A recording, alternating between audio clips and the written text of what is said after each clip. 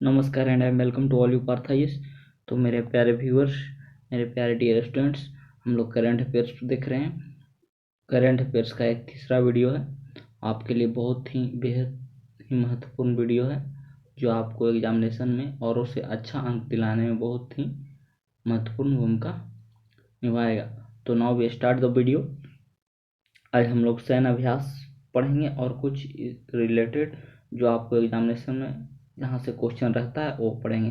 तो सैन्य अभ्यास चलते हैं। हरिओम भारत और मलेशिया के बीच होता है और ये थल सेना अभ्यास है। यही क्वेश्चन पूछेगा किसके किसके बीच होता है और कौन सा है, जैसे वो जल से संबंधित है, थल से संबंधित है या स्थल से संबंधित है, किससे रिलेटेड है। तो ये थल सेना है। उसी तरह संप्रीति भारत बांग्लादेश होता है, ये भी थल सेना से है। उसके बाद आपको सीमेक्स है, भारत सिंगापुर नौसेना से संबंधित है। वरुण भारत फ्रांस, जो इम्पोर्टेड है जो बता रहे हैं, मालाबार क्वाड देशों का है, ये नौसेना से संबंधित है। और हाल ही में जो क्वाड देशों का शिखर सम्मेलन होगा 2024 में, वो कहाँ होगा, तो भारत में होगा। ये भी क्वेश्चन आपको पूछेगा। उसके बाद चलिए आगे, जाइमेक्स भारत जापान, ये भी थल सेना है। जो इम्पोर्टेड है वो हम आपको बता रहे हैं। इक्वेरियन तो भारत मालदीव है, समझिए। उसके बाद भारत मालदीव एक और है, एक था। उसके बाद सुदर्शन शक्ति, ये भी थल सेना है, ये भारतीय सेना के द्वारा सिर्फ होता है। उसके बाद टाइगर शार्क भारत बांग्लादेश। उसके बाद समुद्र शक्ति भारत इंडोनेशिया, ये इम्पोर्टेड है। समुद्र शक्ति देखिएगा, भारत इंडोनेशिया के बीच होता है, ये नौसेना अभ्यास है। उसके बाद आपको कोकन देख लीजिएगा, भारत और यूके के बीच होता है, समझिए, ये नौसेना है। तो ये इतना इम्पोर्टेंट था जो आपको एग्जामिनेशन में हमेशा पूछता है। और शिव मैत्री देखिएगा, भारत जापान के नाम से ही पता लग रहा है। और एक तर्कस देख लीजिएगा, भारत और अमेरिका के बीच होता है। तो ये इतना इम्पोर्टेंट था जो आपको एग्जामिनेशन में क्वेश्चन वहाँ से आएगा। अग्नि वॉरियर सिंगापुर से होता है।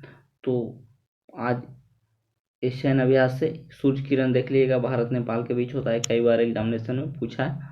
ये था कौन सा सैन्य अभ्यास किसके जोर होता है और कहाँ होता है और कौन सा है, नौसेना है, थल सेना है, जल सेना है। उसके बाद आगे चलते हैं। तो प्रमुख अंतर्राष्ट्रीय सम्मेलन है, जैसे 5वां कॉफी सम्मेलन कहाँ हुआ, तो ये बेंगलोर में हुआ है। सबसे ज़्यादा कर्नाटक में होता है कॉफ़ी, और सबसे ज़्यादा चाय कहाँ होता है, ये आप कमेंट में बताइएगा। उसके बाद सबसे ज़्यादा दूध कहाँ होता है, ये हम आपको बता दिए हैं, यहाँ से भी क्वेश्चन एक रहेगा। उसके बाद G20 से क्वेश्चन आना ही आना है। आयोजन कब हुआ था, 9 से 10 सितंबर को हुआ था, दिल्ली में हुआ था। इसका थीम देख लीजिएगा, थीम क्या है, वन अर्थ वन फैमिली और वन फ्यूचर। इसके शेरपा कौन थे, अमिताभ कांत थे, समझिए। उसके बाद आगे चलते हैं। उसके बाद देखिए, जो 19वां सम्मेलन होगा वो कहाँ होगा, 2024 में होगा, समझिए, ब्राज़ील में होगा। उसके बाद आसियान देख लेते हैं, तो जकार्ता में हुआ है। और 15वां ब्रिक्स सम्मेलन से भी आपको क्वेश्चन रहेगा, तो जोहान्सबर्ग में हुआ था। यहाँ हमारे PM साहब गए थे प्रतिनिधित्व करने, और ब्रिक्स में 6 देश सम्मिलित हुआ है, ये आप देख लीजिएगा 6 के नाम। उसके बाद आगे चलते हैं। 16वां कहाँ होगा, ब्रिक्स, ये भी देख लीजिए, काजान में होगा, रूस में होगा, ये इम्पोर्टेंट है। 16वां नाटो देख लीजिएगा, नाटो तो जुलाई में हुआ है, लिथुआनिया में। इसका 32वां सम्मेलन हुआ, कहाँ हुआ था, और 34वां होगा वाशिंगटन में, संयुक्त राज्य अमेरिका में। तो ये इम्पोर्टेंट है। SCO देख लीजिएगा, भारत में हुआ है, समझिए। तो इतना क्वेश्चन रहेगा, और इससे इधर को क्वेश्चन नहीं रहेगा। एक G7 देख लीजिएगा, ये जापान में हुआ था। और अगला होगा इटली में होगा, ये भी देख लीजिएगा। G7 अगला कहाँ होगा, इटली में होगा, 2024 में इटली में होगा। और 6ठा हिंद महासागर सम्मेलन तो बांग्लादेश में हुआ है। संयुक्त राष्ट्र जल सम्मेलन तो न्यूयॉर्क में हुआ है। और ब्रह्मा हिंदी सम्मेलन तो फिजी में हुआ है, ये इम्पोर्टेंट था। और पहला I2U2 सम्मेलन हुआ, ये तीनों I2U2 में कौन कौन है, नाम से ही पता लगता है, 2 गो I से है और 2 गो U से है। आप उसके बाद 28वां कॉप कहाँ होगा, तो दुबई में होगा। ये इम्पोर्टेंट है, इसलिए हम आपको बता दें। तो इतना था कौन सम्मेलन कहाँ हुआ, इससे ज़्यादा नहीं आपको रहेगा, इतना ही में से एक क्वेश्चन आपको पूछेगा। उसके बाद देखिए कुछ इम्पोर्टेंट चैप्टर हैं जहाँ से आपको क्वेश्चन आता है, हम उस इम्पोर्टेंट चैप्टर पे ही आज डिस्कस करेंगे। जैसे आर्थिक परिदृश्य, यहाँ से आपको एक क्वेश्चन रहेगा। जैसे गूगल ने भारत में ऑनलाइन वित्तीय धोखाधड़ी से लड़ने के लिए डिजी कवच लॉन्च किया है। तो डिजी कवच कौन लॉन्च किया है, तो गूगल लॉन्च किया है। उसके बाद IDFC और IDFC फर्स्ट के साथ दोनों का विलय कर दिया गया है, ICC इसका मंजूरी दे दिया है। उसके बाद केंद्रीय भत्ता को बढ़ा के 42 से 46 कर दिया गया है। सरकार ने इरिकॉन इंटरनेशनल लाइट्स को नवरत्न का दर्जा दिया गया है, अब नवरत्न की संख्या 16 हो गया है। और महारत्न कितना है ये आपको कमेंट में बताइएगा। उसके बाद इंडियन बैंक IB साथी पहल शुरू किया है। एप्पल स्मार्टफोन भारत की सबसे बड़ी स्मार्टफोन निर्यातक कंपनी बन गया। और एप्पल ने कहाँ अपना शोरूम खोला है, तो ये कहाँ खोला है, मुंबई में खोला है। SBI ने nation first transition card launch किया है। RBI बंधन बैंक को नागरिक पेंशन वितरण के लिए अधिकृत किया है। विदेशी मुद्रा भंडार बढ़कर कितना हो गया, 6.92 अरब डॉलर हो गया है। तो ये कुछ इंपॉर्टेंट है जो हमेशा आपको एग्जामिनेशन में क्वेश्चन आएगा, समझिए। उसके बाद देखिए एयरटेल पेमेंट बैंक ने भारत में पहला eco friendly debit card launch किया। AU स्मॉल फाइनेंस 24/7 मतलब 24 घंटा। AU फाइनेंस एक बैंक है जो 24 घंटा आपको सेवा उपलब्ध कराएगा। HDFC विश्व के चौथा सबसे मूल्यवान बैंक बना। उसके बाद आगे चलते हैं। देखिए गेल को I3 दर्जा दिया गया है। उसके बाद आप देखिए भारत 2014 के बाद भारत का रक्षा निर्यात कितना बढ़ गया है, तो 23 गुना बढ़ गया है। एक कुछ इंपॉर्टेंट फैक्ट है जहां से आपको क्वेश्चन आएगा। एक पटना से रिलेटेड है, CBDC का उपयोग करने वाला पहला नगर निगम बन गया है पटना। एक क्वेश्चन आपको पूछ सकता है। उसके बाद चलते हैं, ग्रीन शिपिंग को बढ़ावा देने के लिए केंद्र सरकार ने 30% वित्तीय सहायता देगा। क्लीन नेट पॉलिसी 2000 के तहत note bank clean net policy के तहत पूछेगा कि किस पॉलिसी के तहत 2000 रुपये को बंदी कर दिया गया है, तो क्लीन नेट पॉलिसी के तहत। उसके बाद चलते हैं, रूस भारत का सबसे बड़ा तेल आपूर्तिक देश बना।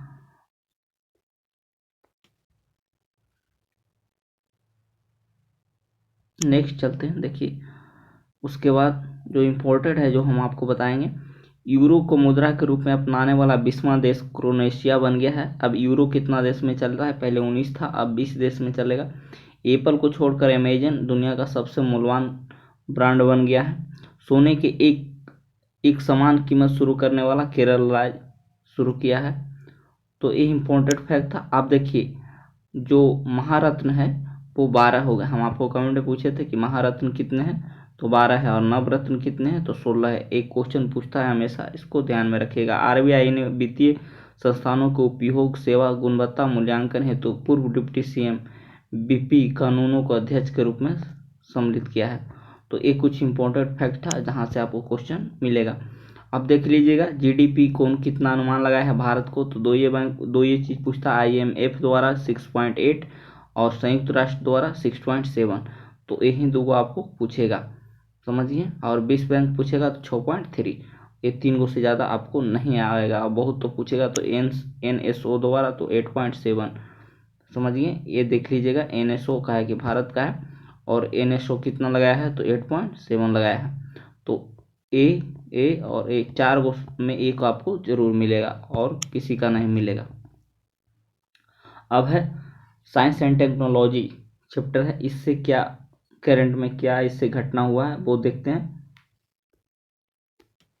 तो भारत सरकार ने 2024 तक सेमीकंडक्टर रिसर्च सेंटर स्थापना करने का लक्ष्य रखा है। कब, 2024 तक। ग्रेन रोबोटिक्स द्वारा विश्व के पहले AI संचालित एंटी ड्रोन इंद्रजाल है। उसके बाद IIT कानपुर ने परीक्षण किया है कृत्रिम वर्षा के लिए, परीक्षण उड़ान। उसके बाद GI टैग मिला है प्राकृतिक और खोजा गया है एगो GSI द्वारा। और 13 साल पुराना बौद्ध मठ भी उड़ीसा में खोजा गया है। एक क्वेश्चन पूछा है। उसके बाद चाइना विश्व का पहला मिथेन से रॉकेट चलाएगा। और हाइड्रोजन से कौन रेलगाड़ी चलाएगा भारत में, ये बताइए कौन राज्य, तो हरियाणा। उसके बाद आगे चलते हैं। आईआईटी मद्रास के शोधकर्ताओं ने कैंसर पैदा करने वाले ट्यूमर का पता लगाया है, इसको जीबीएम ड्राइवर एक विकसित किया है जिससे पता लगेगा। उसके बाद देश में पहली बार पंजाब हरियाणा कोर्ट ने हत्या केस में चैट जीपीटी का उपयोग की मदद से जमाना देने पर फैसला सुनाया है। इम्पोर्टेंट है। दूध में मिलावट के लिए एक फ्रेंडली डिवाइस विकसित किया है आईआईटी मद्रास। एक कुछ इम्पोर्टेंट है जहां से आपको क्वेश्चन मिलेगा, समझिए। उसके बाद चलते हैं।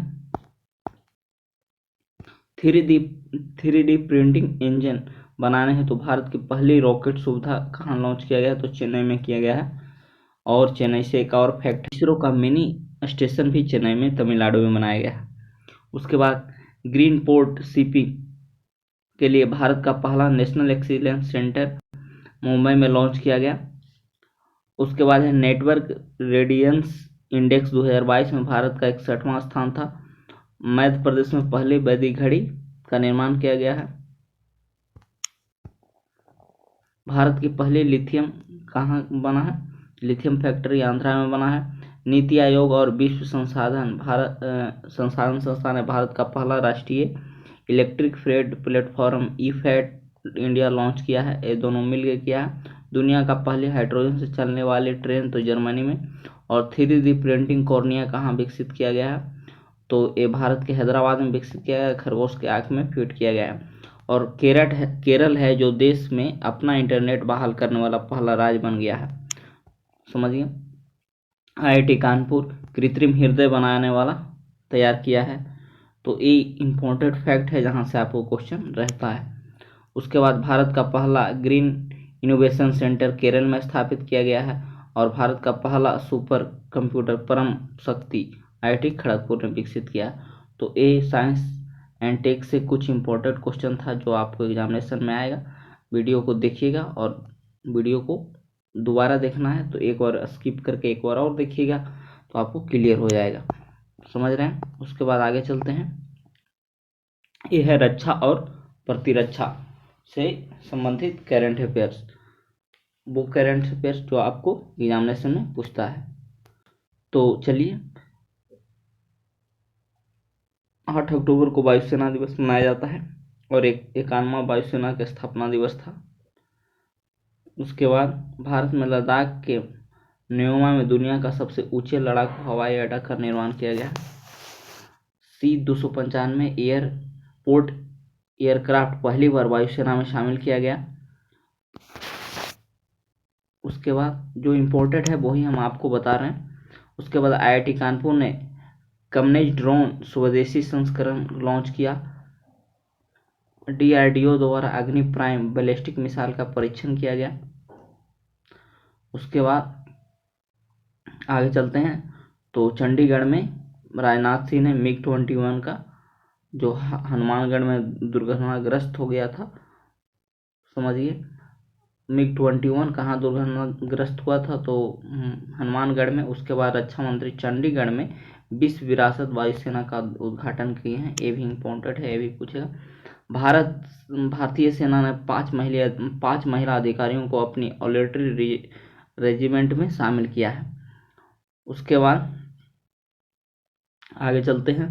तो आगे देखते हैं क्या है ये। भारत का पहला हाइब्रिड रॉकेट चेंगलपट्टू तमिलनाडु में लॉन्च किया गया, सोचिए। उसके बाद इसरो ने अपना सबसे छोटा रॉकेट कौन लॉन्च किया, ये भी पूछ सकता है। इजराइल की नौसेना ने क्रूज मिसाइल के खिलाफ लंबी दूरी की इंटरसेप्टर परीक्षण एक लॉन्च किया गया है। 5वीं स्कॉर्पियन पनडुब्बी INS बागीर को नौसेना में शामिल कर लिया गया। तो ये इम्पोर्टेंट था जो आपको यहाँ से आपको क्वेश्चन एग्जामिनेशन में मिलेगा। कुछ इम्पोर्टेंट है, जैसे रूस के जिराकॉन मिसाइल एक परीक्षण किया है, ये इम्पोर्टेंट है।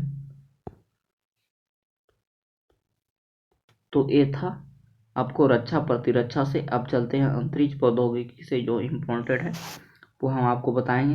हाल ही में सौरमंडल में सर्वाधिक शनि का उपग्रह हो गया, 145 हो गया। ये इम्पोर्टेंट है, यहाँ से आपको क्वेश्चन मिल जाएगा, समझिए। उसके बाद आपको इसरो बताएं कि सूर्ययान लॉन्च किया है L1, कौन सा किया है ये आप देख लीजिएगा, हम आगे पढ़ा चुके हैं। चंद्रयान 3 के लिए प्रज्ञान रोवर था जो सल्फर की मौजूदगी का पुष्टि कराया है वहां पे। उसके बाद है 23 अगस्त को 6:04 पर चंद्रयान 3 सफलतापूर्वक लैंडिंग करता है और ये दक्षिणी ध्रुव पर पहुंचने वाला भारत पहला देश बनता है। और जिस चंद्रयान 3 के लैंडिंग जगह को अब शिव शक्ति के नाम से जानेंगे, और जहां पर चिन्ह पड़ा है उसको तिरंगा पॉइंट कहेंगे। ये इंपॉर्टेंट है, समझिए। उसके बाद है इसरो PSLV V3C56 से सिंगापुर के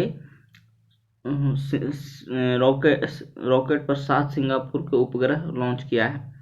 उसके बाद सूर्य के अध्ययन के लिए आदित्य L1 भेजा गया है, ये भी इम्पोर्टेंट है, ये भी वहाँ पे लॉन्च कर गया है। दुनिया का पहला 3D आंध्र प्रदेश में श्रीहरिकोटा में लॉन्च किया गया 3D रॉकेट, ये भी पूछेगा। उसके बाद आगे चलते हैं। जुलाई 2023 में भारत का तीसरा चंद्रयान 3 ये लॉन्च किया गया है, किससे, तो ये हम आपको बता दें कौन रॉकेट से, ये पूछेगा।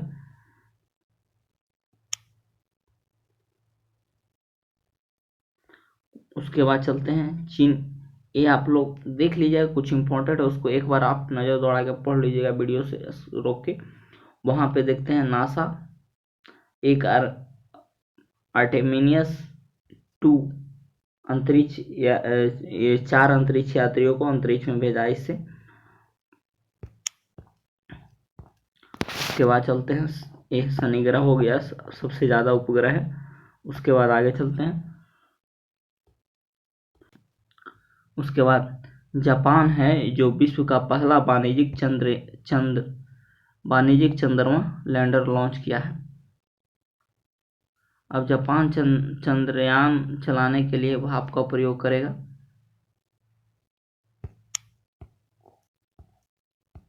इसरो ने भारत का पहला निजी रॉकेट विक्रम S को लॉन्च किया है। और इसरो गगनयान कार्यक्रम के लिए S2000 मानव रेटेड ठोस रॉकेट बूस्ट सफलतापूर्वक परीक्षण कर लिया गया है, जिससे गगनयान जाएगा। तो कुछ इम्पोर्टेंट था, ईरान का स्वदेशी रॉकेट जुलजाना अंतरिक्ष में लॉन्च किया गया, रूस ने ईरानी उपग्रह, ये सब कुछ इम्पोर्टेंट है जो देख लीजिएगा। ऐसे हम जो अंडरलाइन किए हैं वही ज़्यादा इम्पोर्टेंट है, उतना ही पढ़ के जाइएगा, आपको उतना से क्वेश्चन रहेगा। आप पर्यावरण एंड इकोलॉजी, इसको हम इन्वायरमेंट एंड इकोलॉजी को नेक्स्ट वीडियो में हम डिस्कस करेंगे।